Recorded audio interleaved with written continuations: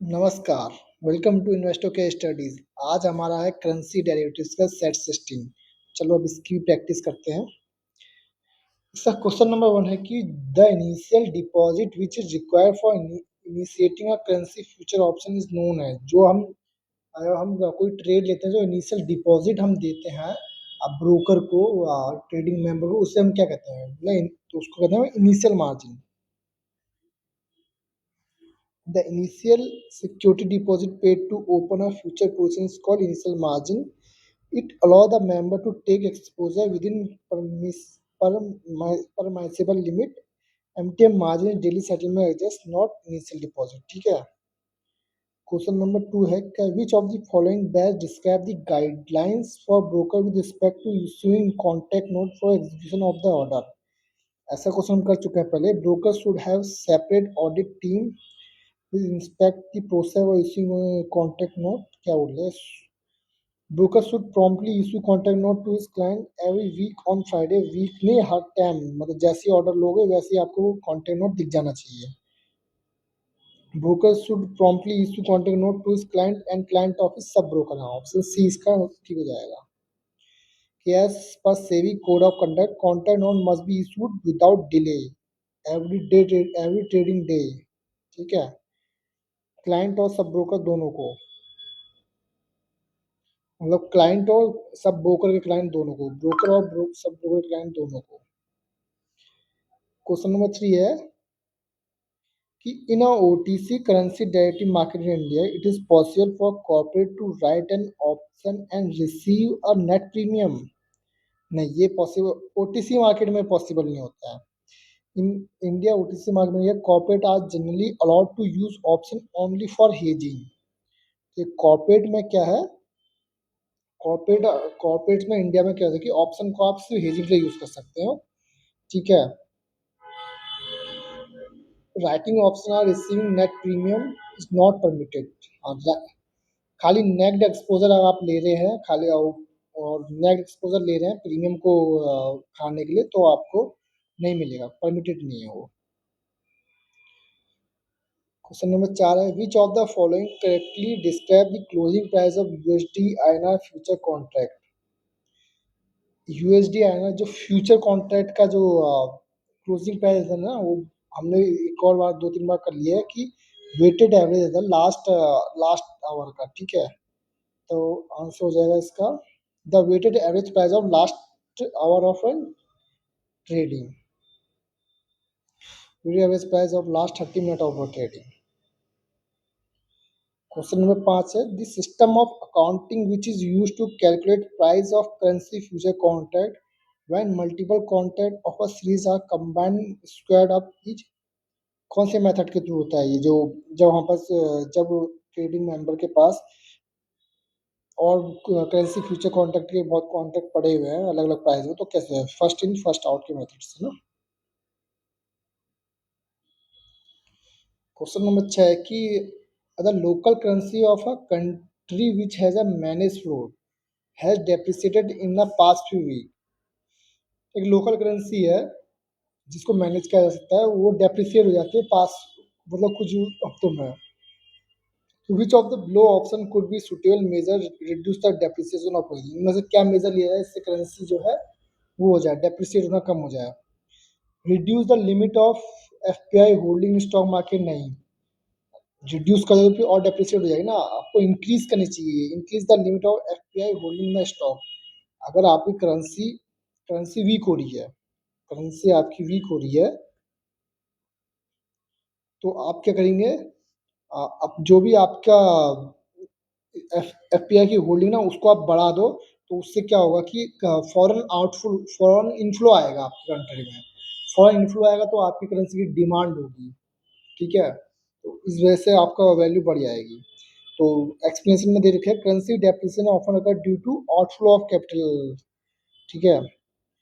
If FPI limit are increase more foreign capital inflow in the country, demand for local currency increase, currency depreciation reduce। Question number 7 है of the below mention option which one describe a derivative product.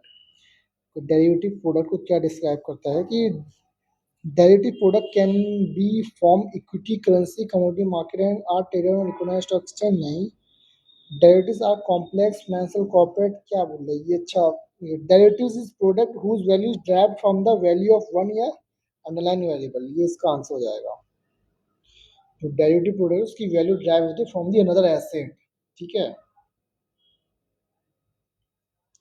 When two way market quotes are mention, bid price would mean, bid से आप याद कर लो कि bid का मतलब होता है, बिड से आगे से कर लो, बी से, बी का मतलब बाय, आस्क का मतलब होता है सेल, यानी best price, best best price market maker is willing to buy है ऐसा ना, the price at which market maker is willing to buy, price taker नहीं होगा, हाँ ठीक है, प्राइस टेकर नहीं होगा, सब मार्केट मेकर होगा। Bid the price at which market maker buy और ask the price at which market maker sell. Question number 9 है, who act as a central counter party to USD and future trade in India. Central counter party कौन रहती है? Clearing corporation. What is the process call in is the actual pay in पे out, क्या कर रहा था ये, एक बार डिस्कस हुआ था ना, एक्चुअल पे इन पे आउट रहता है सेटलमेंट, और जो भी ऑब्लिगेशन रहती है, ओपन पोजीशन जो भी पोजीशन रहती है वो सब करता है कौन? क्लियरिंग। तो settlement, clearing is calculation of obligation, settlements actual pay इन और पे आउट।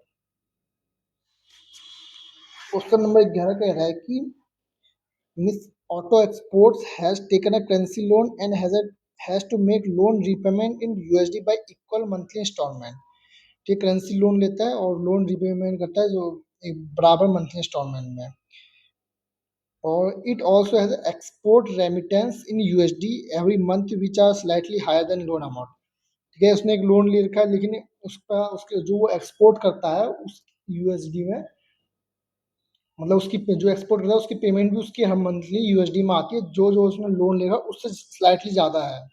तो how should the money hedge so that there is no involve the currency fluctuation, तो क्या करेगा, जो भी इतने का लोन लिया है, मतलब लोन की ईएमआई इसकी इतनी जाती है, ठीक है, मंथली वहाँ से पेमेंट, सॉरी ऐसे नहीं, लोन की ईएमआई इनकी इतनी जाती है और जो इनका वहाँ से एक्सपोर्ट एक्सपोर्ट आता है वो यहाँ से इतना जाता है इनका, तो क्या करेंगे कि जो भी ये जो इस जो भी इतना पार्ट है इसको वो, मतलब इतना तो उसका चला जाएगा ना लोन की ईएमआई में, क्योंकि ये जो पार्ट जो बच गया है इसको उसने वो कर देना चाहिए, क्या कर देना चाहिए, हेज कर देना चाहिए। तो it should hedge export and leave loan repayment unhedge, नहीं, it should hedge loan repayment leave export unhedge, ये भी नहीं, it should hedge part of export which over and above the loan dues, C इसका answer हो जाएगा।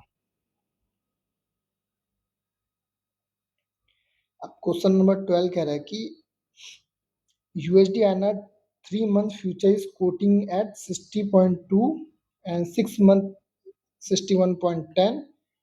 Nick expect that after 1 month 3 month future should quote at dash and 6 month ये, तो वो spread view बनाता है, तो स्प्रेड व्यू में क्या हम कर चुके हैं 2-3 क्वेश्चन ऐसे, क्या रहता है कि ऐसे करेंगे, दो लैग है, दोनों को अलग अलग सॉल्व करना है, 60.2 61.10, तो पहले स्प्रेड में कितना बना, इसको माइनस करेंगे तो 0.9 बना, ठीक है। अब दूसरा क्या है, 59 59.90 और 60.50, इसको जब हम माइनस करेंगे तो क्या बनेगा 0.60।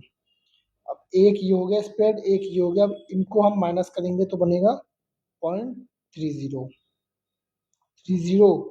1000 का लॉट साइज है, तो 300 से प्रॉफिट बन जाएगा। क्वेश्चन नंबर 13 की if 1 year interest rate is 2.5 in UK and 9% in India, current British pound एना स्पॉट रेट इज 70, तो एक साल का फ्यूचर क्या होगा, तो क्या बताया था, इनका डिफरेंस ले लेंगे, कितना आएगा 6.5%, 6.5% 78 का निकालेंगे, कि जो 78 का 6.5 कुछ आएगा ना, उस कुछ को क्या करते हैं, ये जो 78 है उसमें ऐड कर देते हैं, तो इसमें इसको पूरा सॉल्व करने की जरूरत नहीं है, साफ सी बात है। जो भी आएगा उसको 78 में ऐड करना होगा, तो आंसर जो है हायर देन 78 आएगा ही आएगा इसका। क्वेश्चन नंबर 14 है, an order to buy a specific quantity of a security to at or below a specified price or an order to sell it above a specified, इसको क्या कहते हैं? मतलब ये बोल रहा है कि हम्म, एक हमें कुछ स्पेसिफाइड क्वांटिटी लेनी है, ये स्पेसिफाइड प्राइस में, कि हमें इसी प्राइस में चाहिए, इससे ऊपर चाहिए, इस प्राइस में चाहिए, इससे नीचे चाहिए, तो उस ऑर्डर को क्या बोलते हैं? उस ऑर्डर कहते हैं हम limit price order. The value of one tick on each USD contract in rupee. ये इस बार पूछा है, क्वेश्चन को देखो सही से। कॉन्टैक्ट यूएसडी है ना, कॉन्टैक्ट की बात कर रहा है, तो क्या है, टिक साइज होता है, क्या होता है 0.0025 रुपी में, ठीक है। अब कॉन्टैक्ट कितना है, 1000 का कॉन्टैक्ट होता है, 2.50 हो जाएगा, 2.50 इसका आंसर हो जाएगा।